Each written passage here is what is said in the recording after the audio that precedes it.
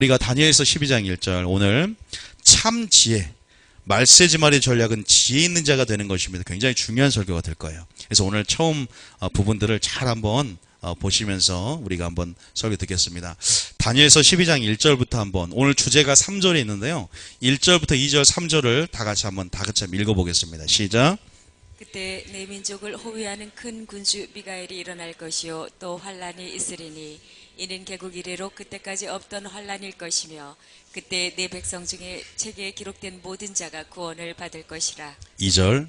땅의 티끌 가운데에서 자는 자 중에서 많은 사람이 깨어나 영생을 받는 자도 있겠고 수치를 당하여서 영원히 부끄러움을 당할 자도 있을 것이며 3절. 지혜 있는 자는 궁창의 빛과 같이 빛날 것이요 많은 사람을 옳은 대로 돌아오게 한 자는 별과 같이 영원토록 빛나리라. 3절 말씀을 오늘 주제를 가지고 얘기하는데 1절부터 한번 보겠습니다. 자, 하나님께서 이 교회 가운데 또 오늘 저에게 주신 하나님의 말씀은 바로 지혜 있는 자 그리고 많은 사람을 옳은 대로 돌이키는 자, 이게 마지막 때 말세지말의 전략이에요.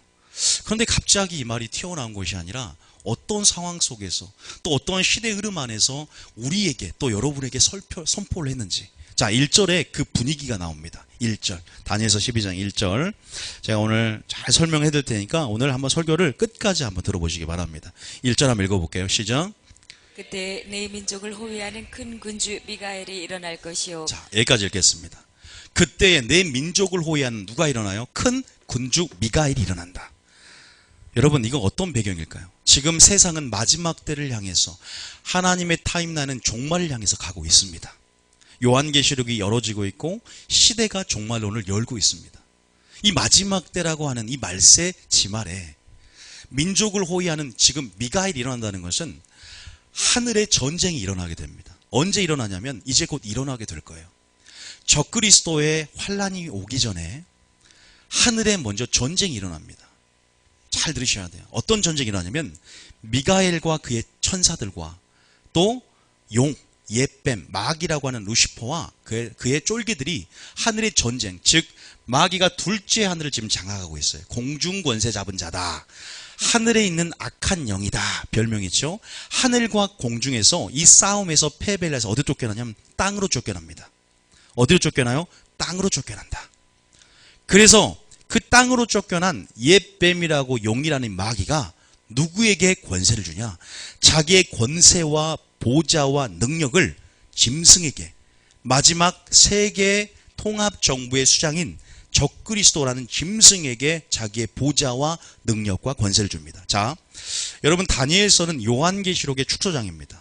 다니엘은 구약의 유대인이라는 묵시록이고 요한계시록은 오늘날 이방인을 아울러서 교회에게 주신 하나님의 묵시록인데, 자, 이 말이 어디 나왔냐? 계시록 12장 한번 볼게요. 7절 한번 봅니다. 자, 이 말 한번 보겠습니다. 왜 우리가 지혜가 필요한지에 대해서 제가 말씀을 드리려고 하기 때문에, 자, 계시록 12장 7절. 자, 시작. 하늘에 전쟁이 있으니 미가엘과 그의 사자들이 용과 더불어 싸울세 용과 그의 사자들도 싸우나. 말 나와요, 안 나와요? 나오죠. 하늘에 전쟁이 있대요. 마지막 때 잘 들으십시오. 굉장히 중요합니다. 이제 곧 저희 교회가 한번 토요일 날 요한계시록 대특강이 있습니다. 이제 그래서 여러분들이 반드시 참석해야 될 것 같아요. 중고등부 다 합해서 11시부터 끝까지 참석을 아마 오후 5시까지 아마 하게 될 거예요. 하늘에 전쟁이 있는데 미가엘과 그의 사자들과 용은 뭘까? 용은 바로 마귀를 말합니다. 옛뱀 나오죠, 밑에. 자, 8절 시작. 이기지 못하여 다시 하늘에서 그들이 있을 곳을 얻지 못한지라. 왜냐하면 하늘에 있는 악한 영이다. 공중권세 잡은 자. 지금 둘째 하늘을 장악하는데 쫓겨나는 거예요. 땅으로. 그래서 마귀는 이동 경로가 공중을 잡았지만 이 세상의 임금이 되었지만 마지막 때가 되면 땅으로 쫓겨난다는 사실 기억하셔야 돼요. 자, 9절에 시작. 큰 영이 내쫓기니 옛뱀 곧 마귀라고도 하고 사탄이라고도 하며 온 천하를 꿰는 자라. 그가 땅으로 내쫓기니 그의 사자들도 그와 함께 내쫓기니라. 자, 이 쫓기는 마귀가 무슨 일을 하기에 땅에서 이제 무슨 일을 하는가? 그러면 이제 계시록 12장 읽었으니까 계시록 13장 연대기준으로 보면 이제 13장에 뭐 나오냐면 이 마지막 때 적그리스도에 대한 장면이 13장에 설명이 됩니다. 자, 13장 몇 절을 볼까요? 자, 4절 한번 읽습니다. 4절. 자, 시작.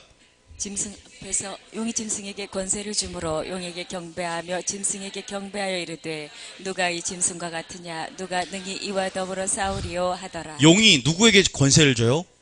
짐승에게 권세를 주죠. 짐승은 뭐예요? 마지막 적그리스도를 말합니다. 우리 13장을 이제 강해를 오늘 다 못하기 때문에 제가 지혜를 왜 마지막 지혜가 필요한지를 왜 지혜라는 전략을 마지막 때 주는지 1절을 읽으면서 더 설명해 드리기 위해서 오늘 잠깐 이걸 하는 거예요. 이거 주제가 아니라 오늘. 어쨌든 용이 짐승에 권세를 주면 2절에 보면 보좌와 능력과 권세를 주는데 짐승에게 경배를 돼 누가 이 짐승과 같으냐 누가 능히 이로 더불어 싸우느냐. 이제 우리 성도들은요 이 권세를 42달을 뺏깁니다. 다시 말해서 성경에는 42달, 한때, 두때, 반때, 1260일, 3년 반의 대환란이라고 말합니다. 7년 환란 중에서 후 3년 반에 이제 삼성전이 건설이 되고 3년 반에 적그리스도 정체를 드러내고 이제는 3년 반에 권세가 빼앗기는 환란이 들어가게 됩니다. 이게 성경이에요. 여러분들이 계시록에 대해서 익숙하지 않는 사람들, 계시록이 열어지면 계시록에 대한 부분들이요 정확하게 드러나요. 마지막 때 되어질 일들이기 때문에. 자, 5절 읽어보겠습니다. 5절. 자, 시작. 또 짐승이 과장되고 신성모독을 말하는 입을 받고 또 42달 동안 일할 권세를 받으니라. 42달이 언제라고요? 3년 반입니다. 3년 반의 대환란. 성도도 이때는 권세를 빼앗기기 때문에요. 그때는 사로잡히든지 순교를 당하든지 끝까지 살아남든지 세 부류가 있습니다. 자, 6절입니다. 시작. 짐승이 입을 벌려 하나님을 향하여 비방하되 그의 이름과 그의 장막 곧 하늘에 사는 자들을 비방하더라. 7절에 또 권세를 받아 성도들과 싸워 이기게 되고 각 족속과 백성과 방언과 나라를 다스리는 권세를 받으니. 성도들이란 단어가 나오죠. 성도들과 싸워 어떻게 됩니까? 이기게 됩니다. 이때만큼은 왜 하나님은 이런 환란을 우리에게 남겨뒀을까? 이유가 있습니다. 자, 왜 우리에게 환란을 남겨두는가? 왜 우리에게 환란을 주는가? 바로 하나님은요 알고 그렇고 진짜를 얻기 원하는 하나님의 테스트가 있어요. 연단이 있어요. 마지막 환란입니다. 이건요 권세를 받아 성도들과 싸워 이기게 되고. 그럼 8절까지 10절까지 읽습니다. 자, 8절 시작. 죽임을 당한 어린 양의 생명책에 창세 이후로 이름이 기록되지 못하고 이 땅에 사는 자들은 다 그 짐승에게 경배하리라. 어떤 자들은요 생명책에 이름이 기록된 자들은 들어가지만 기록되지 않는 모든 자들은 짐승에게 경배합니다. 666표를 받게 되고 또 여러분들이 매매 권력 가운데 아무것도 사고 팔지 못하는 상황에 놓여지게 될 것입니다. 그게 일어나요. 9절. 자, 그 다음 절 시작. 누구든지 귀가 있거든 들을지어다. 귀 다 있잖아요. 근데 그 귀가 아니라 마지막 성령이 교회에게 하시는 그 귀, 영적인 귀가 할례를 받고 하나님의 그 놀라운 감춰진 계시가요 믿음 안에서 열어져야 됩니다. 이런 일이 일어날 거예요. 지금 성경 읽었을 뿐이잖아요. 제가 뭐 해석한 것도 아니고 읽었을 뿐이에요. 10절 읽어봅니다. 시작. 사로잡힐 자는 사로잡혀 갈 것이요 칼에 죽을 자는 마땅히 칼에 죽을 것이니 성도들의 인내와 믿음이 여기 있느니라. 여러분 끝까지 성도 끝까지 견디는 자는 뭘 얻으리라? 구원을 얻으리라. 너희 인내로 너희 영혼을 얻으리라. 성도의 믿음과 인내가 여기 있나니 하나님의 계명과 예수의 믿음을 지키는 자니라. 계시록 14장 12절 말씀, 계시록 13장 10절 말씀. 여러분 이러한 상황이 뭐는 다니엘서 12장 1절이라는 거예요. 자, 다니엘 이제 조금 이해가 되시죠? 이런 상황들이 나중에 여러분 다 아셔야 돼. 이제는 이 마지막 때에 대한 상황에도. 다니엘 12장 1절 다시 봅니다. 이 보세요. 한 성경 구절을 읽기 위해서 이렇게 여러 구절 읽으면서 총체적인 이런 어떤 그러한 하나님의 뜻들이 열리기 시작합니다. 자, 1절 시작. 그때 내 민족을 호위하는 큰 군주 미가엘이 일어날 것이요 또 환란이 있으리니 이는 개국 이래로 그때까지 없던 환란일 것이며 그때 내 백성 중 책에 기록된 모든 자가 구원을 받을 것이라. 정리가 한 번에 됐죠. 읽었던 모든 것들이 이 한 구절에 다 들어있잖아요. 자, 우리는 그러면 저도 마지막 때 종말론을 선포를 할 사람이지만 저는 극단적인 사람이 아닙니다. 저는 극단적인 종말론자도 아닙니다. 저는 무엇을 중요하게 생각하냐면 마지막 정보가 구원을 준다고 생각하지도 않습니다. 저는 예수님을 아는 것이 구원을 준다고 생각합니다. 저는 중요하게 생각하는 것은 정보에 치우치는 것이 아니라 되어질 일들을 아는 것도 중요하지만 먼저 주님 안에 거해서 예배자가 되는 게 진짜인 줄 믿으시기 바랍니다. 내 삶 가운데 주님을 사랑하고 찬양하고 예배하는 감격이 있다면 그것이 바로 오늘 되어질, 오늘 나를 통해서, 오늘 모습을 통해서 내가 미래를 준비하는 것이라는 사실을 기억하시기 바랍니다. 이것을 잃어버리고 극단적인 종말론에 빠져서 정보와 그런 정보 위주의 설교를 듣거나 정보 위주의 신앙생활 한다면 우리 신앙이 피폐해지기 딱 좋아요. 제가 그런 적이 있었거든요. 주님을 알므로 주님 안에 거함을 통해서 우리가 다시 한번 주님 안에 있을 때 주님의 성령을 통해서 이 모든 것들 또한 밝히 우리에게 보인다는 사실을 기억하시기 바랍니다. 우선순위를 놓치지 마세요. 그러나 우리가 반드시 되어질 일들은 알아야 될 의무가 있습니다. 왜? 예수님이 징조를 말해요. 주님, 세상 끝과 주님 임하실 때 징조가 어떻게 됩니까? 라고 감람산에서 조용히 제자들이 묻자와 이르시되, 예수님은 야 이놈아 예배자가 되지 그런 거 할 필요 없다, 그런 소리 하는 것이 아니라 처처의 기근과 재난이 있을 것이고 난리와 난리 소문을 들을 것이며 개국일에 이런 환란이 없을 것이다. 주님이 친절히 설명해 줍니다. 마지막 징조와 되어질 일들에 대해서 아는 것도 굉장히 중요하고, 그러나 알지만 때와 기한 너희 알 바 아니요 너희는 먼저 뭐라? 하나님 나가 너희 속에 임하는 것이 중요하다라고 우리에게 어떻게 마지막 때를 살아가야 되는지에 대한 전략까지 주님은 주시는 거예요. 그러니까 이런 것들을 아셔야 돼요. 마지막 때의 정보와 징조는 알아야 되지만 또 너무 때와 기한에 집착하는 것, 그건 주님이 원하는 것이 아니고 우리가 어떻게 해야 되나, 마지막 오늘을 영생의 계시를 알고 살아내는 믿음이 중요하다는 사실을, 그 균형, 그 임박한 종말론 의식을 갖는 건 중요하지만 극단적인 종말론자가 되는 것이 아니라 오늘도 하루를 사랑하는 열매를 맺고 사는 것이 굉장히 중요하다는 사실을 믿으시기 바랍니다. 이런 균형점을 갖고 설교를 드려야죠. 잘못되면 신앙이 왜곡되고 변질될 수가 있어요. 그래서 이런 상황에서 제가 오늘 강조하는 게 뭐냐면, 이런 상황 속에서 무엇이 필요하냐 이 말입니다. 어떠한 사람이 되어야 되는지에 대한 전략이 1절, 2절, 3절에 나와 있다는 거예요. 그게 우리 교회의 목표고 그게 쉐카나 영광 미니스트리의 주제 전략이라는 것입니다. 자, 2절을 보겠습니다. 시작. 땅의 티끌 가운데서 자는 자 중에서 많은 사람이 깨어나 영생을 받는 자도 있겠고 수치를 당하여서 영원히 부끄러움을 당할 자도 있을 것이며. 한번 잘 보십시오. 세상은 두 부류로 나눠지게 될 것입니다. 믿는 자와 믿지 않은 자. 세상은 딱 두 부류입니다. 빛과 어둠의 영적 전쟁 가운데 중간지대가 사라지고 이제는 거룩한 자는 더욱더 거룩한 자끼리, 더욱더 더러운 자는 더러운 자끼리라고 성경에 기록이 되어 있어요. 그러게 요한계시록에. 그래서 알곡은 더욱더 알곡이 되고 쭉정이는 더욱더 쭉정이가 되는 역사가 마지막 때 역사인 줄 믿으시기 바랍니다. 어둠은 더 깊어집니다. 더 더러워진다고 했습니다. 그럴 때 하늘의 별과 같이 조금이라도 주님의 빛을 발하는 자는요, 그 세상을 더 어둠이 칠흑같이 어두울수록 밝게 비추듯이 그 빛은 더 밝게 될 줄 믿으시기 바랍니다. 두 부류가 있는데 어떤 자냐? 영생을 받는 자와 두 번째는 부끄러움을 당할 자입니다. 또 재림의 날에 두 부류가 있는데, 마라나타 신앙으로 주님 예수여 어서 오시옵소서라는 신앙과 주님 좀 기다리십시오, 지금 오시면 안 됩니다라는 부류가 생긴다니까요. 그래서 성경에는요, 요엘서와 사도행전의 두 부류의 그 주님의 재림의 날을 이렇게 말합니다. 요엘서 2장 31절. 자, 요엘서 2장 31절. 왜 지금 지혜 설교를 하다 말고 갑자기 이런 얘기를 합니까?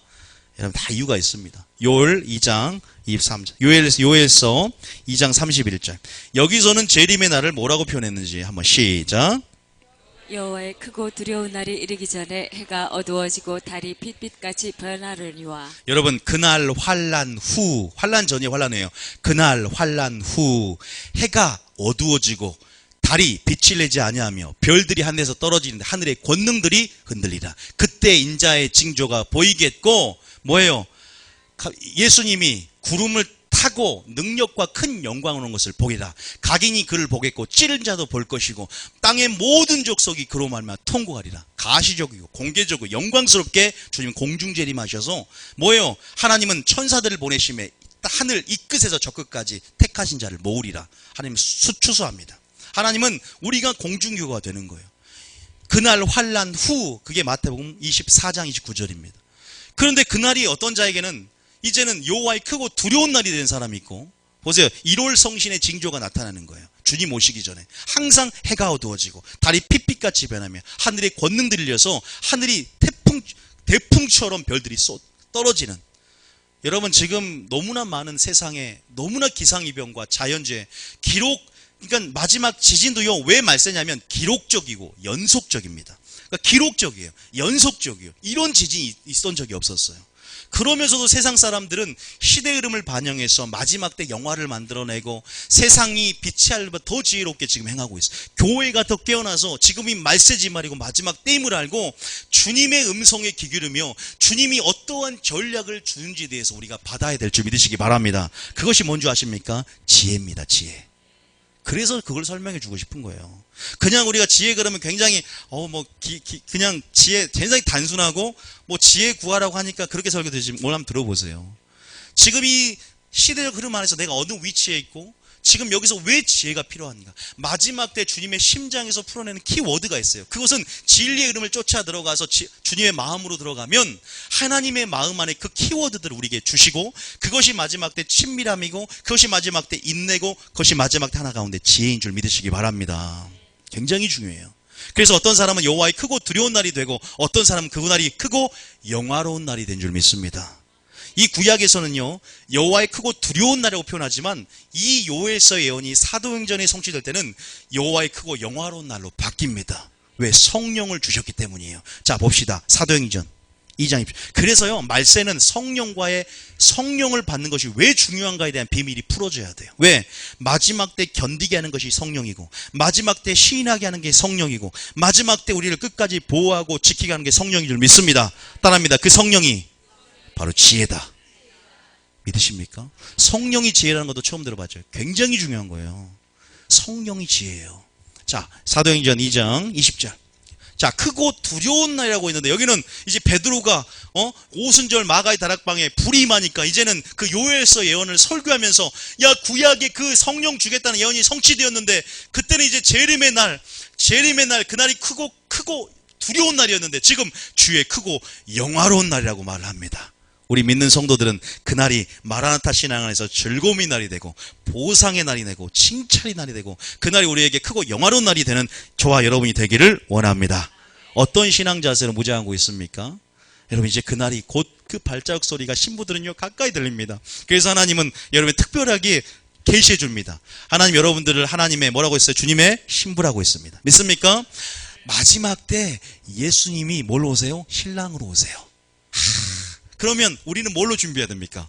주님을 기다리는 신부. 그러면 신부가 신랑의 정체성을 알고 신랑이 신부라는 정체성을 아는 자들에게 풀어주는 계시가 있는데 그게 뭐예요? 거룩함인 줄 믿으시기 바랍니다. 흰 예복을 입은 옳은 행실과 깨끗한 행실 그 거룩함으로 신부에게 준비하라 말씀하시고 있고 또 우리는 마지막 때 어둠의 군사와 싸울 빛의 군사로서 군사로의 부르심을 알아요. 그렇기 때문에 그 군사로서 요구되는 그 덕목은 뭡니까?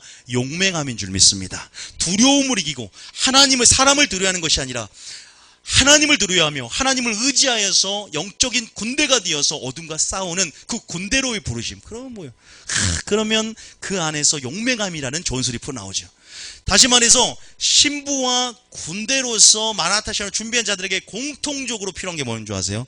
지혜인 줄 믿으시기 바랍니다. 지혜예요. 여러분 저는요 저도 마찬가지고요 여러분들을 일꾼으로 세우잖아요. 그런데 여러분의 실력이 중요한 게 아니에요. 실력만 위험해요. 믿음만으로도 위험합니다. 사랑만으로도 위험합니다. 아십니까? 정말로 일을 잘하고 하나님 나라 이 땅 가운데 건설하려면 뭐가 필요하냐면 지혜가 필요합니다. 성령과 지혜가 충만해야 되고 믿음과 지혜가 충만해야 되고 사랑과 지혜가 같이 충만해야 돼요. 지혜 가운데 그 일들이 아름답게 열매 맺고 그 질서가 잡히는 것입니다. 아십니까? 지혜 있는 자를 하나님 뽑으라 말해요. 지혜가 있어야 돼요. 그래서 또 이 마지막 때 그 지혜가 어떠한 지혜인지 그 지혜가 바로 위로부터 나오는 하나님의 참 지혜요 하나님의 지혜인 줄 믿습니다. 오늘 제가 지혜에 대해서 그 지혜 다니엘서 12장 1절 2절 3절 읽고 오늘 지혜에 대해서 어떻게 하면 지혜를 얻고 그 지혜의 본질이 뭔지에 대해서 오늘 잠깐 설명을 해드릴게요. 자, 이 마지막 때라는 시대적인 배경 안에서 우리가 그 지혜에 대한 전략을 실시간으로 다운로드 받는 거예요. 자, 1절 시작. 그때 계속 읽으세요. 반복해서. 큰 군주 미가엘이 일어날 것이요 또 환란이 있으리니 개국 이래로 그때까지 없던 환란일 것이며 그때 내 백성 중에 제 기록된 모든 자가 구원을 받을 것이며 땅의 티끌 가운데 자는 자 중에서 많은 사람이 깨어나 영생을 받는 자도 있겠고 수치를 당하여서 영원히 부끄러움을 당할 자도. 우리는 아닙니다. 우리는 빛의 아들이라 도적같이 임하지 않습니다. 우리는 빛의 아들이기 때문에 늘 깨어서 항상 주님을 기다리고 있는 신부로서. 자, 3절. 그런데 이 3절이 뭐 중요한 전략이죠. 시작. 지혜 있는 자는 궁창의 빛과 같이 빛날 것이요 많은 사람을 옳은 대로 돌아오게 한 자는 별과 같이 영원토록 빛나리라. 두 가지가 나와요. 첫 번째는 지혜 있는 자가 나와요. 두 번째는 많은 사람을 옳은 대로 돌아오게 하는 자. 하나님이 마지막 때, 제가 오전 예배 때 우리 중고등부 때 설명했는데요. 지금 옳은 데가 있습니까 없습니까? 옳은 데가 없어요.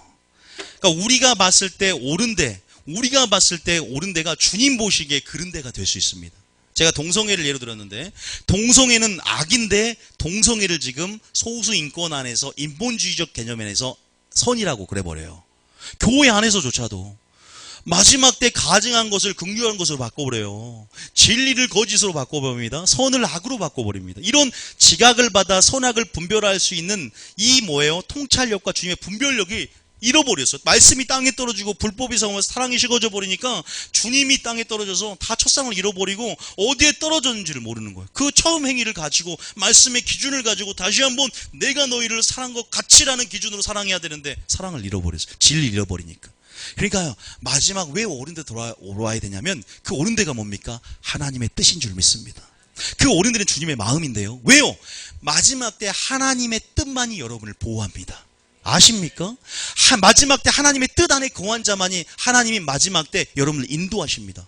왜요? 마지막 택하신 자까지 미혹하며 마지막 때는 진리의 사랑을 못 받아서 마귀가 미혹하고 속이고 꿰고 멸망시키고 천하를 꿰는 자라 그러잖아요.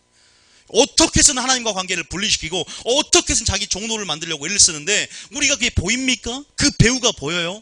주님의 말씀의 검으로 무장하고 빛으로 무장하지 않으면 그 어둠은 보이지 않습니다. 다시 말해서 그 옳은 데는 바로 하나님의 뜻인 줄 믿습니다. 뜻 안에서 거했을 때 그 뜻을 보호하고 지키고 인도하게 될 줄 믿습니다. 다시 말해 그 뜻은 하나님 말씀이고 하나님의 성령인 줄 믿습니다. 마지막 이 옳은 데를 볼 수 있는 자, 옳은 데 안에 거하는 자가 복이 있는 줄 믿습니다. 우리는 지금 그 옳은 데를 제시하고 여러분이 그 옳은 데 있기를 원하고 그 하나님의 선하고 온전하고 기뻐한 뜻이 무엇인지를 하나님 이 세대를 본받지 않고 주님의 실체 안에서 내게 보여주시옵소서라고 갈망한 자들에게 나를 찾는 자가 나를 만나게 되는 역사가 있을 줄 믿습니다. 찾는 자가 만나는 거예요. 관심 있는 자가, 진리에 대한 관심 있는 자가 순종하는 자에게 천국의 비밀이 열릴 줄 믿습니다. 그런데 그 옳은 데가 뭐냐? 하나님의 뜻이고 하나님의 지혜인 줄 믿습니다. 같은 말일 수 있어요. 그 옳은 데가 바로 지혜랍니다. 지금 이러한 1절, 2절, 3절 이런 지금 개국일의 이런 대환란 가운데 우리에게 필요한 지금 환란의 물결이 지금 오고 있고 지금 시대적으로 준비가 되어가고 있고 지금 핵전쟁의 위기가 일어나고 있고 삼성전이 건축이 된다는 말을 하고 있고 여러 가지 지금 말세 종말과 징조들이 지금 이렇게 펼쳐지고 있는 마지막 때 우리에게 주시는 그 키워드와 덕목들과 하나님의 요구가 무엇인가 실시간으로 다운로드 받으시기 바랍니다. 하나님 오늘 또 위로부터 말씀을 주사 이룰 것과 말할 것을 명령하여 주사 내 말을 네 입에 두어 내 말로 너 그를 가르치고 깨우치라고 에스겔에 명령했던 것처럼 오늘 여러분의 사모함이 하늘문을 여는 역사가 있을 줄 믿습니다. 굉장히 중요해요. 여러분 지혜 있는 자가 되시기 바랍니다. 근데 이것은 세상의 지혜가 아니무이다. 세상의 지혜가 아닙니다. 여러분 저는요 그 공자 논어에 보면 이 세상의 흐름은요 나이가 들면 들수록 뭐한다? 지혜가 있다 그러죠. 그러니까 제가 여러분도 배우셨을 거예요. 고등학교 때 40을 뭐라 저도 이제 40이 거의 다 돼가는데 40이 뭐예요? 불옥입니다. 불옥. 어느 상황에도 좌우로 흔들리지 않는다는 거예요. 유혹에서 이긴다는 거예요. 50 뭐예요? 지천명 그러잖아요. 하늘의 천명을 알았다 이거예요. 하늘의 뜻을 알았다 이거예요. 60은 뭡니까? 이순. 귀가 순해서 이제는 웬만하면 걸러들일 수 있다는 거예요. 여러분 마지막 70은 고인데요. 고인은 마음 내키는 대로 해도 법도를 벗어나지 않는다는 거예요. 그러니까 나이가 들면 무조건 뭐예요? 뭔가 더 지혜로워지고 연륜이 곧 지혜라고 합니다. 그러나 이것은 세상의 흐름이지 예수님의 흐름이 아닙니다. 성령의 흐름이 아닙니다. 자, 주님 뭐라고 말했는지 봅시다. 스승과 노인이 지혜로운 것이 아니라 시편 119편 99절 한번 보겠습니다. 자, 하나님의 지혜를 얻기 위해서 시편 119편 99절. 자, 시편 99절. 99절. 99절. 시작. 내가 주의 증거들을 늘 읊조림으로 나의 명철함이 나의 모든 스승보다 나으며 100절. 주의 법도들을 지킴으로 나의 명철함이 노인보다 나으니이다. 노인보다 스승보다 나은 지혜는 여호와를 경외함이 모든 지혜의 근본이 된 줄 믿으시기 바랍니다. 어린 자라도 디모데야 네의 연소함을 없인 여기지 않게 하고 너의 믿음의 진보를 나타내려고 했던 것처럼 뭐예요? 어떻게 해야 돼요? 하나님의 말씀에 순종할 때, 또 하나님의 법도를 지킬 때, 말씀을 지킬 때 그 명철과 지혜 가운데 노인보다 또 스승보다 나은 그 명철함을 통해서, 하나님을 알을 통해서 우리가 진정한 지혜를 받을 수 있다는 사실을 믿으시기 바랍니다. 그런 자가 진짜 지혜로운 것입니다. 여러분, 세상 지혜와 하나님의 지혜를 분별하셔야 됩니다. 세상 지혜와 하나님의 지혜를 분별해야 됩니다. 세상 지혜가 충만한 자들은 혼적인 것들이 발달되어 있습니다. 왜냐하면 세상 지혜는 우리의 이성과 논리와 배운 경험과 지식 안에서 판단하게 하고, 또 이렇게 오랜 세월을 통해서 연륜으로 하나님의 뜻을 전하는 것이 아니라, 연소할지라도 하나님의 지혜는 구원에 이르는 지혜요, 하나님의 말씀 안에 그 지혜가 담겨 있다는 사실, 그리고 순종하는 자가 하나님의 지혜를 받고 하나님의 지혜로 일하고 그렇게 하나님을 나타낸다는 사실을 믿으시기 바랍니다. 다시 말해서 제가 나이가 여러분들 어려도 제가 인생의 연륜을 여러분들에게 설명하고 경륜을 설명하고 제 경험을 설명한 게 아니잖아요. 저는 하나님 말씀이 이러이러다 할 때 그 하나님의 지혜가 하나님 자신 일함을 통해서 그 하나님의 지혜로 여러분이 깨닫게 되고 여러분이 구원에 있는 지혜로 자라가게 될 줄 믿습니다. 왜요? 그 지혜는 하나님의 말씀에 기록되어 있기 때문이에요. 그래서 하나님 말씀은 구원에 이르는 지혜로 자라가게 함이 있다고 그러는 것입니다. 다시 말해 하나님 말씀이 하나님 또한 지혜가 된 줄 믿으시기 바랍니다. 여러분, 제가 옛날에 신학교 다닐 때 굉장히 여러분들도 말 잘하는 사람을 너무 부러워하지 마시기 바랍니다. 이 인간의 말은, 제가 그래서 지금 마지막 때 세상 지혜가 하나님 지혜를 피한다 그러잖아요. 이 지금 한국 교회 가운데 저도 장신대 출신이고 이 교리를 설교하고 강의하는 교수님들은요, 굉장히 말을 잘해요. 굉장히 논리가 탄탄하고 굉장히 그 합리성을 우리가 굉장히 맹신하는 경향이 있어요. 그러니까 칼빈의 교리 한번군 영원한 구원도요, 책을 읽다 보면요, 우리는 지금 그것을 반하는 그 설교를 하지만, 성경에 기록된 대로 우리는 설교를 하지만, 이 교리 책을 읽어보면 굉장히 우리가 빨려 들어갈 수밖에 없는 논리와 탄탄한 그 합리성을 잘 갖추고 있습니다. 그러나 진리라는 것은요 굉장히 단순합니다. 껍데기가 화려하다고 해서 그걸 진짜가 아니라 단순하지만 그 안에 단순한 알맹이가 있어야 됩니다. 예수님은 설교할 때 굉장히 단순하게 했고, 굉장히 그 안에 진리는 굉장히 어린아이도 색안경만 벗으면 볼 수 있도록 명확관화합니다. 정확히 드러납니다. 내가 순종하고자 하는 마음만 품고 내가 색안경만 벗으면 정말로 이 구원의 진리는요 굉장히 단순하고 굉장히 우리에게 능력이 된다는 사실을 믿으시기 바랍니다. 그런데 여기다가 살을 붙이고 교리적으로 사람의 계명과 장로의 전통과 유전을 더하면서 마치 바리새인처럼 하나님 말씀을 더 잘 지키고자 어떻게 막 그렇게 더했다가 주님 뭐라 그래요? 너희가 사람의 계명으로 하나님의 말씀을 폐하는도다 그래요. 다시 말하면 오늘도 이것이 반복이 되고 있어요. 우리의 하나님의 지혜는 위로부터 난 지혜요, 구원 있는 지혜인데, 어떠한 세상의 지혜, 자기의 사사로운 지혜가 하나님의 말씀을 폐할 수 있고, 이러한 어떤 사람의 교리가 하나님 말씀을 폐할 수 있다는 사실을 우리는 마태복음 15장에서 반드시 확인해야 될 줄 믿습니다. 주님 뭐라고 좋아하세요? 우리 보고 잠언 23장 4절 봐봅니다. 잠언 23장 4절에 잠언 23장 4절 잠언 23장 4절 시작. 부자 되기에 애쓰지 말고 내 사사로운 지혜를 버릴지어다. 우리가 그런 말 하잖아요. 주님을 채우려면 내가 죽어야 된다. 하나님의 지혜를 받기 위해서는 내 지혜가 죽어야 됩니다. 견고한 진을 파쇄해야 됩니다. 이유 법칙이 있어요. 왜? 내가 죽어야만 예수님이 삽니다. 참 죽으라니까 굉장히 기분 나쁘죠. 여러분, 죽는 게 뭐 내 스스로 죽어집니까? 성령의 바다에 뛰어들어야 됩니다. 말씀의 검으로 날 찔러버려야 돼요. 그러면 죽습니다. 그러면 돼요. 하나님이 그걸 하게 하실 것입니다. 스스로 죽으라 하지 마시고 영적으로 내 생각을, 내 교훈을, 내 이론을, 내 철학을 십자가에 그리스도에 복종하는 삶을 살 때 하나님의 지혜가 임하게 될 줄 믿습니다. 어쨌든 우리에게 명령하기를 내 사사로운 지혜, 세상 지혜, 사람의 지혜 같은 말이에요. 버리라고 합니다. 버릴 준비가 되셨습니까? 그 하나님의 영광을 맛볼 순간이에요. 자, 어쨌든 버리라 그랬어요. 또 우리가 성경을 좀 확인해 봅니다. 자, 고린도전서 1장 25절. 1장 25절. 성경에서 확인하는 게 굉장히 중요해요. 25절. 시작. 하나님의 어리석음이 사람보다 지혜롭고 하나님의 약하심이 사람보다 강하니라. 우리가 아는 말씀인데 또 읽어보니까 새롭잖아요. 저는 이렇게 쉬운 말씀도 읽어보면, 그래서 성경을 뭐한다? 이 연의 말씀을 읽는 자가 복이 있도다. 읽으셔야 돼요. 그러면 읽으면요, 여러분 그거 아십니까? 내 말이 내 귀에 들린 대로 행하겠다. 말하면 우리 마음이 그 말을 따라갑니다. 믿습니까? 그래서 성경에 있는 게 굉장히 중요해요. 특히나 우울증으로 고생하신 분들 성경을 크게 읽으십시오. 그러면 내 느낌과 상의 감정 없이 말씀을 크게 읽는 것을 내가 따라가다 보면 내 감정과 내 모든 세포들이 그 말씀을 따라가게 됩니다. 그래서 말씀을 크게 읽어야 돼요. 믿으십니까?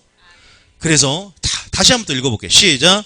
하나님의 어리석음이 사람보다 지혜롭고 하나님의 약하심이 사람보다 강하니라. 하나님의 경륜을 알 수 있는 부분이죠. 이사야 55장 8절. 몇 구절 또만 더 읽을게요. 자, 이사야 55장 8절. 이사야 55장 8절.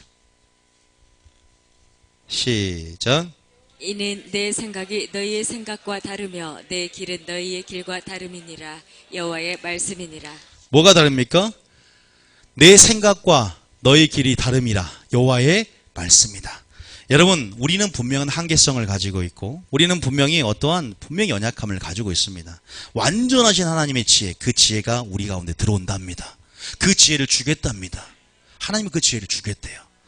여러분, 세상의 지혜, 하나님의 지혜, 이 틀린 점들을 구별할 수 있어야 돼요.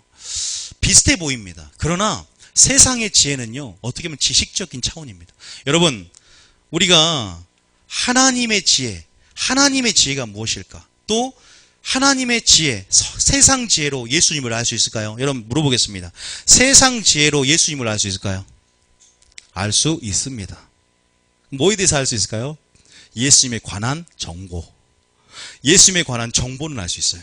우리가 예수님을 추구하고, 예수님도 오늘 말씀을 통해 여러분들에게 예수님이 누구인지 자기 계시를 통해서 알려주고 싶고 천국의 비밀을 열어주고 싶은데, 여러분들이 세상 지혜를 버릴 준비가 돼야 돼요. 근데 우리도 세상 지혜로 알 수가 있어요. 어떤 사람은 환상 가운데 머리가 굉장히 커요. 근데 왜 크냐 봤더니 지식적으로는 굉장히 충만합니다. 지식적으로는 굉장히 주님에 관하여, about Jesus에 대해서는 굉장히 관하여 잘지만 주님 자신, 그분을 목적으로 취하는 자들에게 그분 자신을 계시하는 계시적인 지식은 없다는 거예요. 굉장히 중요해요. 지식이 아니라 지혜로 주님을 안다는 사실을 믿으시기 바랍니다. 지혜로, 성령으로, 은혜로 주신 것들을 안다는 사실을 믿으시기 바랍니다. 지혜의 영인 성령을 통해서 하나님이 은혜로 주신 것들을 깨닫게 되고, 믿음도 사람의 지혜에 속한 것이 아니오 하나님의 능력이래요. 하나님의 능력이랍니다. 믿음도 사람의 지혜, 어떤 내 생각, 사사로운 지혜가 아니라 믿음조차도 바로 하나님의 능력이고 바로 하나님의 지혜에 속한다는 사실을 믿으시기 바랍니다. 고린도전서 2장 4절에 기록이 되어 있습니다. 고린도전서 2장 4절에. 자, 고린도전서 2장 4절. 시작. 내 말과 내 전도함이 설득력 있는 지혜의 말로 하지 아니하고 다만 성령의 나타나심과 능력으로 하여. 뭐라 그래요? 사도 바울도 내 지혜의 말로 하지 않는데요. 전도도요, 믿음도, 모든 것들도 사람의 지혜, 이걸로 할 수 없고 열어지지도 않고 열매 맺을 수 없는, 오직 우리의 모든 신앙생활 가운데 가장 구할 것은, 첫 번째 구할 것은 지혜와 계시의 영인 줄 믿습니다. 그리고 그 지혜를 통해서 우리가 일해야 됩니다. 여러분, 벌이가 두렵습니까? 근데 사도 바울은 버렸잖아요. 사도 바울은 내 지혜를 배설물로 여겼잖아요. 내가 아는 지식을 배설물로 여겨. 왜요? 예수를 얻기 위해서 그러죠. 예수를 얻으려면, 예수 안에서 내가 발견되어지려면 내 모든 것을 배설물로 여기는 사도 바울의 용기가 필요한 줄 믿습니다. 아니, 용기가 아니겠죠. 내가 그분의 영광을 보매 비춰지는 나의 어둠들이 더 크겠죠. 그러면 내 모든 지식과 주님보다 높아진 나의 생각들이 배설물로 여기지 않고서는 견딜 수 없는 마음이 생깁니다.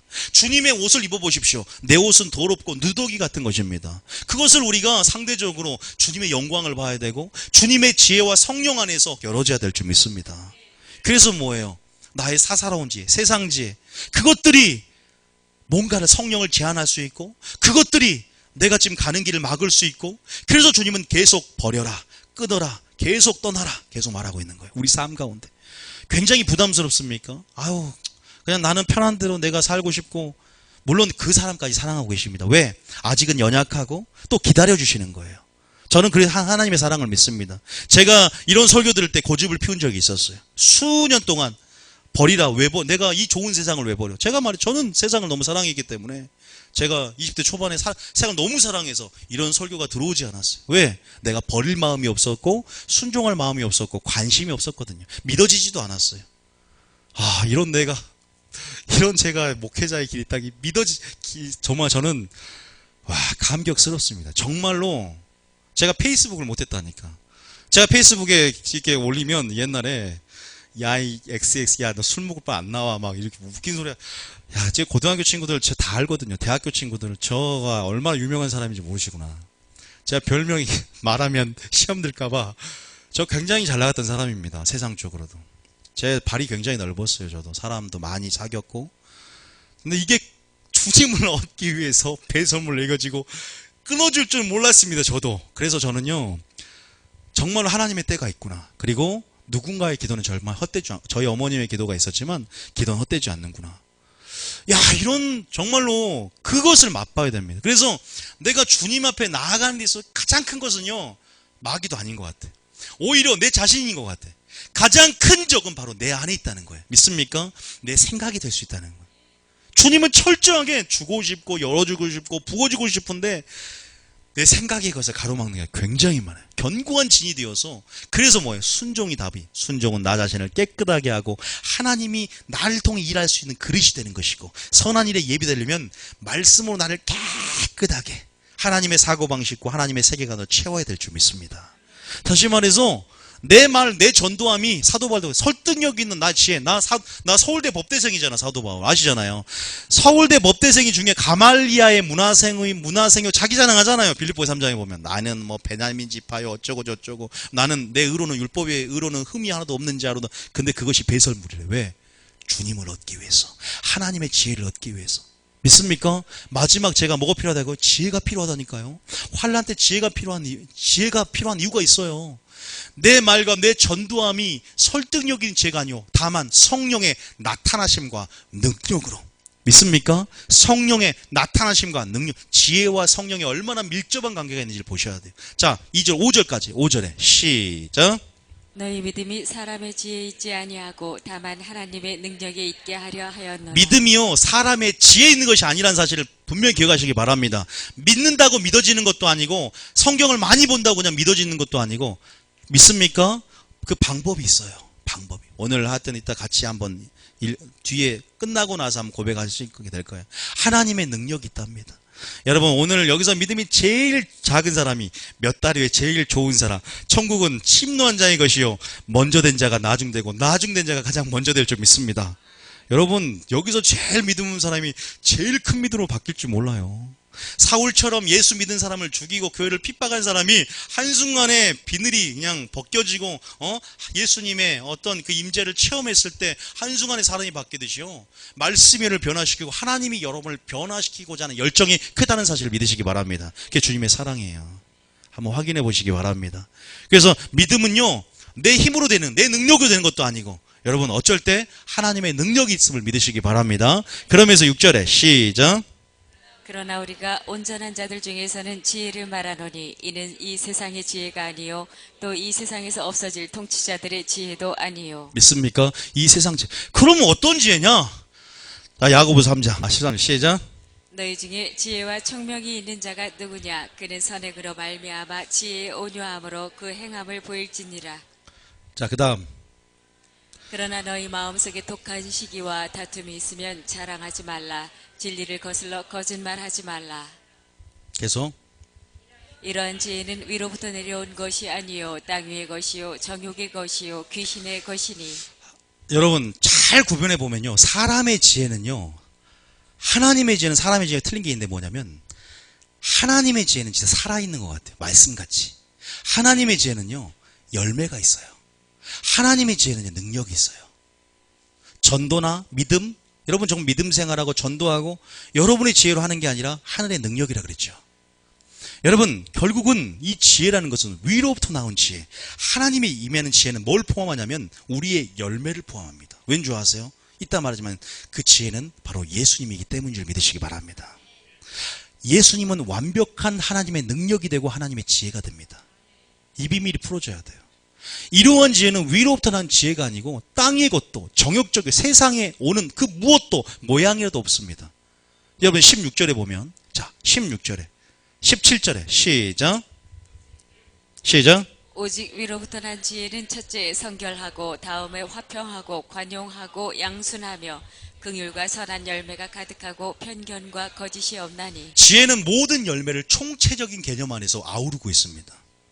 그 지혜는 그런 거예요. 그러니까 그냥 지혜롭게 무엇을 하는 세상 지혜와 구분되지 않는 무엇이 아니라 명확하게 하나님 안에서 그 지혜를 찾고 하나님께 그 지혜를 구하고, 세상의 연륜과 나이가 세월이 드는 연륜하는 지혜가 아니라 하나님 안에서 그것을 구하고 하나님으로부터 그것을 받아내면서 우리가 하나님으로 말미암아 그 성품에 있는 열매를 맺는 것 같이 포함하는 총체적인 개념이 바로 하나님의 지혜인 줄 믿으시기 바랍니다. 그 세상 지혜는 뭐가 없어요? 구원이 없습니다.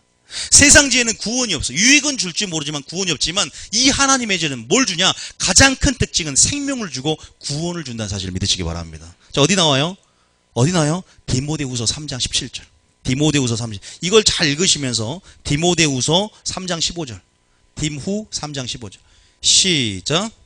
또 어려서부터 성경을 알았나니 성경은 능히 너로 하여금 그리스도 예수 안에 있는 믿음으로 말미암아 구원에 이르는 지혜가 있게 하느니라. 믿음으로 말미암아 구원에 있는 지혜가 있는 줄 믿으시기 바랍니다. 다시 말해서 어디 안에? 성경 안에. 바로 우리가 옳은 대로 둬야 할 것은 뭐냐면, 성경이라는 하나님의 기준 안에, 그 안에 그냥 지식도 아니야, 그 안에 주님의 마음 안에 그 뜻을 알고 그 뜻 안에서 뭘 찾아야 돼요? 구원에 이르는 지혜가 있기 때문에 우리를 보호하는 것입니다. 그리고 그것이 뭡니까? 바로 하나님 말씀이 뭐가 돼요? 하나님의 지혜가 된다는 사실을 또한 믿으시기 바랍니다. 다시 말해서 이런 세상의 지혜가 얼마나 우리가 하나님께 나아가는 데 있어서 방해를 하고 성령의 능력을 풀어놓는 데 있어서 제한을 하며 얼마나 우리가 하나님의 친밀함을 방해하는지 그 실체를 봐야 돼요. 그리고 상대적으로 주님의 지혜가, 주님의 성령이 얼마나 아름다운지 그 영광을 볼 때 우리 지혜의 어리석음, 우리의 세상 지혜가 얼마나 일시적이고 없어지는 지혜인지를 알게 될 줄 믿습니다. 아니, 그 지혜가 예수님을 십자가에 못 박았고, 그 세상 지혜가 십자가에 못 박았고, 그 세상 지혜가 하나님의 일을 사람의 일로 바꿨다는 사실을 기억한다면, 오늘 우리가 마지막 때 하나님의 지혜를 받고 하나님의 지혜, 하나님의 뜻, 하나님의 말씀 안에 머물러 있으면서 마지막 환난 가운데 보호하심을 입고 인도하심을 얻고 지도하심을 얻고 지키심과 보호하심을 얻어야 될 줄 믿습니다. 믿습니까? 보세요. 예수 안에 있대요. 그 믿음으로 말미암아 구원에는 지혜가 있다 말합니다. 여러분 다시 한번 읽겠습니다. 어디 있습니까? 고린도전서 1장 24절. 정리합니다. 고린도전서 1장 24절. 고린도전서 1장 24절. 시작.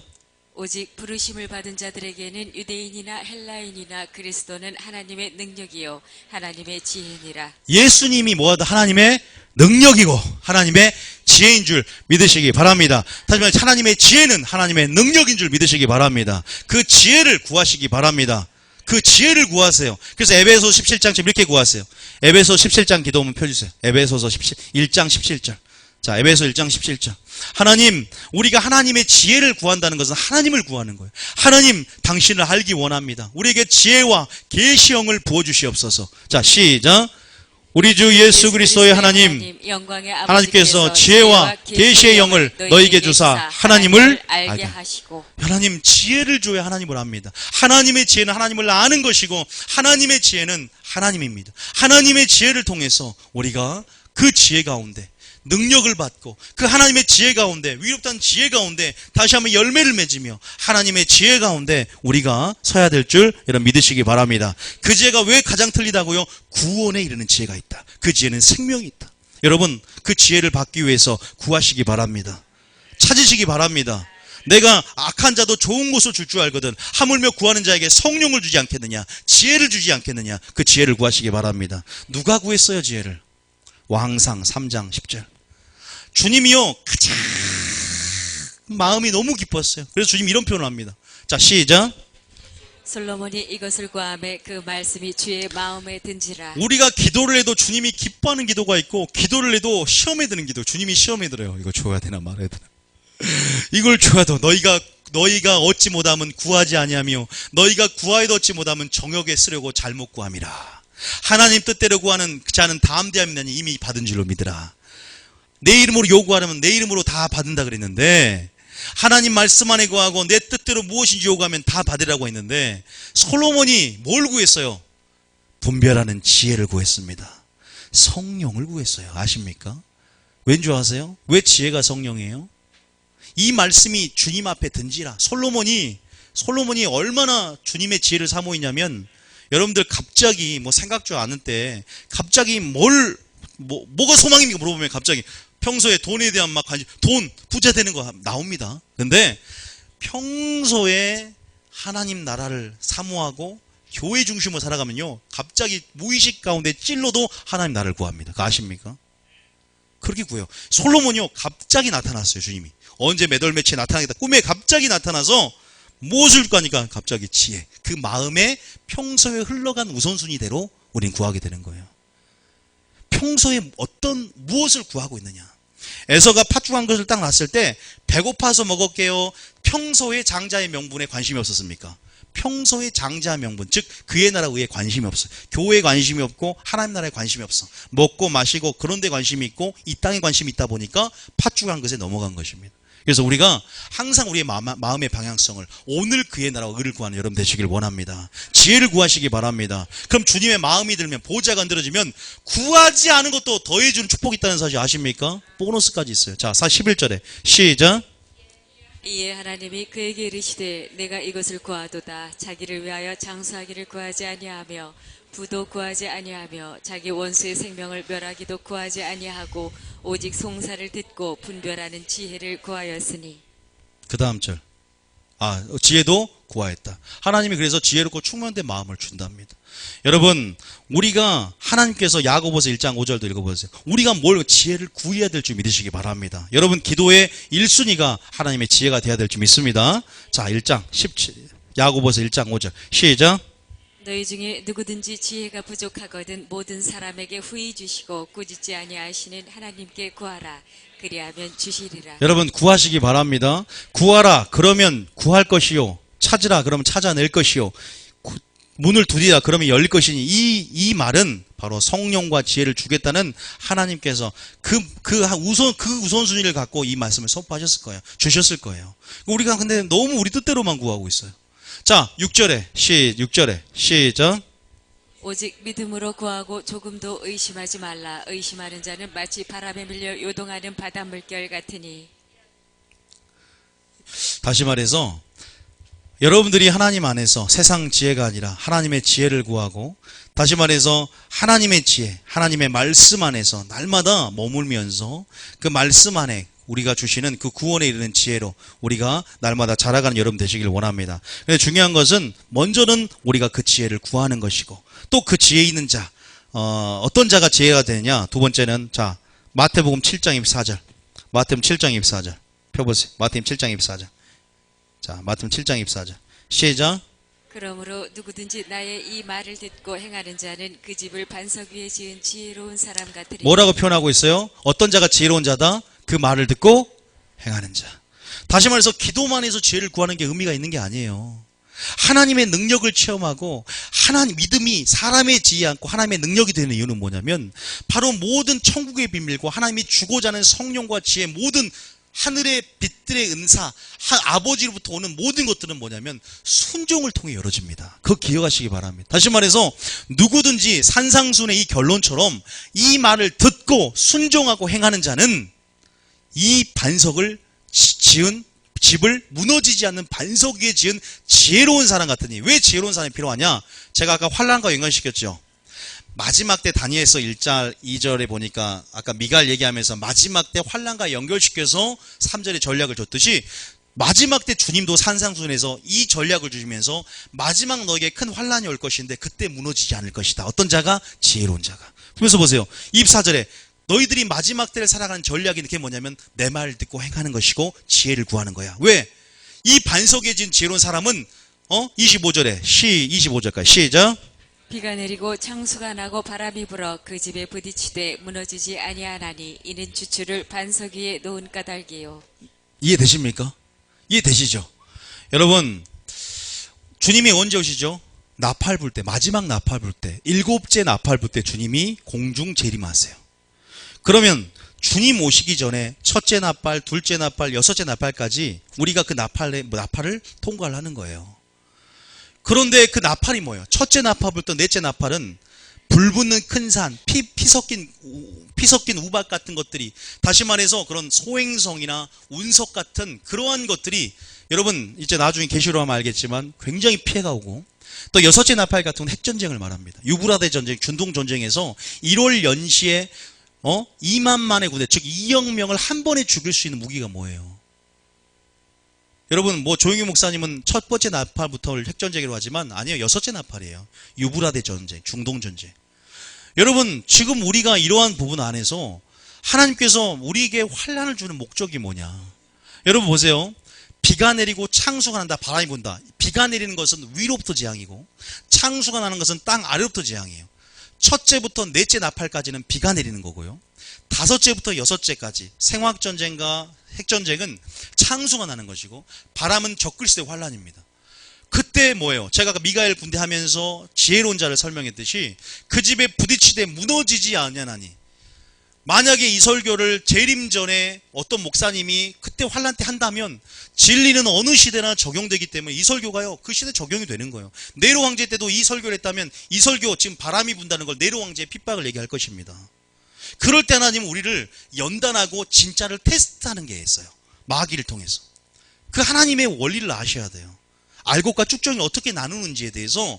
그래서 악인은 바람에 나는 겨와 같다. 바람이 불 때 겨는 바람에 날아가고요. 의인들은 그렇게 복 있는 자가 되어서 주님 영생의 꼴을 먹는다는 사실을 믿으시기 바랍니다. 이걸 아셔야 돼요. 그렇기 때문에 마지막 때 뭐가 돼야 된다? 24절 다시 읽어봅니다. 이 말을 듣고 행하는 자가 되어서 순종함을 통해 지혜로운 자가 돼야 지혜 가운데 하늘의 능력을 받고 하나님의 기쁜 것도 알게 되는 거예요. 지혜로운 자는 지혜와 계시를 통해서 하나님을 알게 되고 그 뜻을 알아야 그 뜻이 마지막 때 여러분을 보호한다는 사실을 믿으시기 바랍니다. 하나님의 뜻이 지혜예요.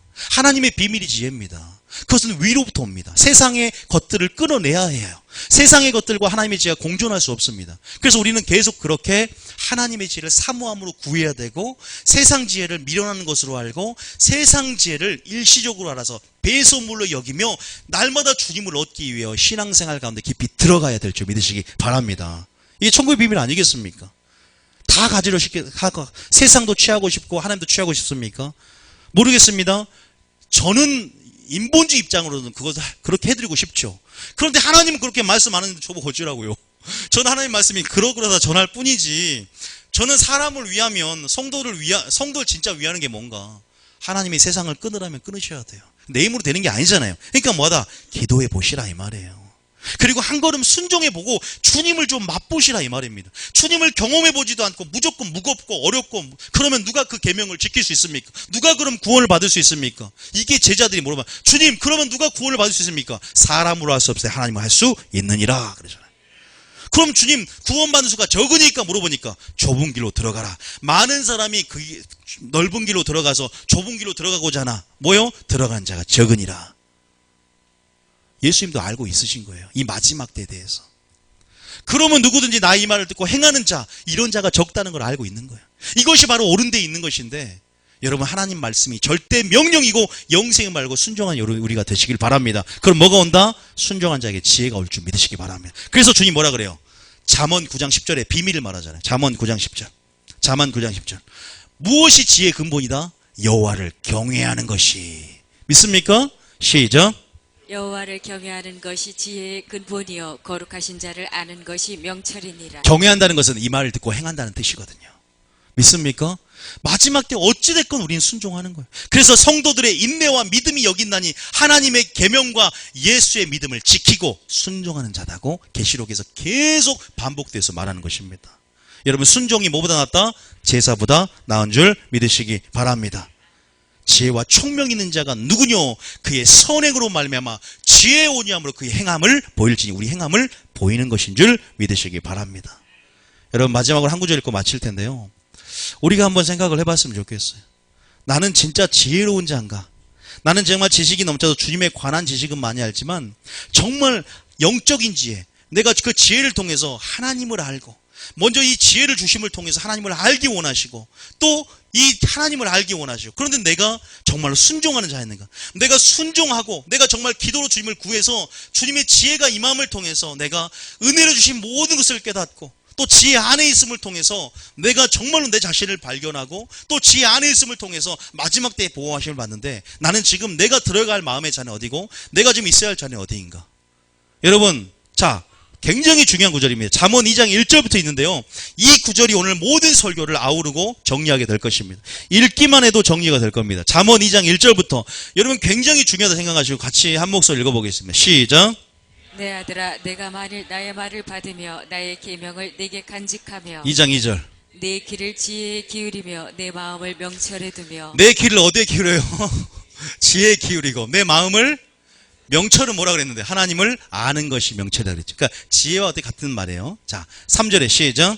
지식을 불러 구하며 명철을 얻으려고 소리를 높이며 4절에 은을 구하는 것 같이 그것을 구하며 감추어진 보배를 찾는 것 같이 그것을 그러니까 찾으면 어떻게든 우리의 마음의 우선순위가 되어서 그렇게 의심하지 않고 그것을 구하고 찾고 나아가고 또 그렇게 순종함을 통해서 이 말을 듣고 행하는 자가 되어서 여호와를 경외함을 통해서 어쨌든 그렇게 나아가면 자 5절에 어떻게 됩니까? 시작. 여호와 경외하기를 깨달으며 하나님을 알게 되리니. 여러분 혹시 하나님을 정말 잘 모르니까 영적인 무지 가운데 아직도 내 생각과 내 경험이 있기 때문에 교회에 아직 깊이 주님의 마음으로 들어가지 못해서 조금 어렵고 무겁고 멀다고 생각하는 분 있습니까? 여러분 쉽습니다. 제가 그랬잖아요. 제가 내 삶에 그래서 저는 오히려 좀 강력하게 전하는 것 같아요. 제가 그래봤기 때문에 제가 그렇게 정말로 세상에서 해볼 거 안 해볼 다 해봤기 때문에 물론 뭐 여러분들도 마찬가지도 있으시겠지만 그냥 물론 상대적으로 저는 그런 부분을 먼저 목회자로서 말씀을 전한 자로서 깨달았기 때문에 여호와의 경외하기를 깨닫게 되고 누구를 알게 되면 하나님을 알게 준다. 자, 믿음은 사람의 지혜가 아니라 위로부터 나는 하나님의 능력을 해 있고 하나님이 그 영의 영역에서 믿음을 주시고 다시 한번 하나님이 주신 귀한 선물이다면 여러분들이 우리가 해야 할 역할 가운데 정말 은을 구하듯 내 마음과 내 길을 지혜에 기울이면서 그렇게 마지막 때 주님 그 빛을 찾는 자들에게 하나님 그 빛을 비춰주게 될 줄 믿습니다. 주님의 마음을 구하는 자에게 그 마음을 보여주게 될 줄 믿습니다. 여호와 경외하기를 깨닫게 되고 뭘 알게 되어 하나님을 알게 된대요. 그냥 알아지는 것이 아니라 믿음이 더해진답니다. 믿음이 더해진대요. 뒤로 침륜되지도 않고 미지근해지지도 않고 배교하지도 않고 믿음이 더해지고 계속 믿음 아는 것과 믿는 것이 하나가 되어서 그리스도의 장성한 분량까지 이르게 한답니다. 하나님이. 믿습니까? 그게 은혜인 줄 믿습니다. 초신자들이 정말로 빠른 속도로 올라오게 될 줄 믿습니다. 천국을 침노에 들어가게 될 것이고 누구보다 순종함을 통해서 누구보다 나중된 자가 먼저 되는 놀라운 그런 역전의 현상들이 일어나게 됩니다. 마지막 때요. 집중하시기 바랍니다. 주님께 집중하셔야 돼요. 자 6절에 시작. 대저 여호와는 지혜를 주시며 지식과 명철을 그 입에서 내심이며. 하나님 뭘 준다고요? 지혜를 주시며 지식과 명철을 그 입에서 내심이며. 7절에 시작. 그는 정직한 자를 위하여 완전한 지혜를 예비하시며 행실이 온전한 자에게 방패가 되시나니. 경외하는 자가 지혜의 근본이요 정직한 자라는 것은 순종한 자를 말하죠. 원어상으로 순종하는 자에게 완전한 지혜를 예비하시며 행실이 온전한 자에게 방패가 되시니. 8절 시작. 대저 그는 정의의 길을 보호하시며 그의 성도들의 길을 보존하려 하십니다. 자, 그렇죠. 뭐가 우리의 마지막 때를 보호한다고요? 하나님의 지혜가, 하나님의 뜻이 우리를 보호하고, 우리를 인도하고, 우리를 지킨다는 사실을 믿으시기 바랍니다. 나오잖아요. 하나님의 모든 지혜가 우리 성도들의 길을 보존하고, 하나님께서 우리를 인도하시는 이 보호하심의 역사들. 9절에 시작. 그런즉 내가 공의와 정의와 정직 곧 모든 선한 길을 깨달을 것이라. 10절에 곧 지혜가 내 마음에 들어가며 지식이 내 영혼을 즐겁게 할 것이요. 하나님 어린 양이 써주세요. 자, 다시 한번 10절 시작. 곧 지혜가 내 마음에 들어가며 지식이 내 영혼을 즐겁게 할 것이요. 성경은 사람의 지혜와 하나님의 지혜를 구별하여 설명합니다. 믿음도 하나님의 지혜에 속한 것도 아니고, 하나님을 아는 것도 사람의 지혜에 속한 것도 아니고, 구원에는 지혜도 사람의 지혜에 속한 것도 아닙니다. 우리가 그러기 때문에 위로부터 나온 참 지혜를 공급받는 여러분 되시기를 원합니다. 지혜를 구하시기 바랍니다. 지혜를 받기 위해서 여호와를 경외하고 하나님의 지혜이신 예수님을 따라가는 우리가 되기를 원합니다.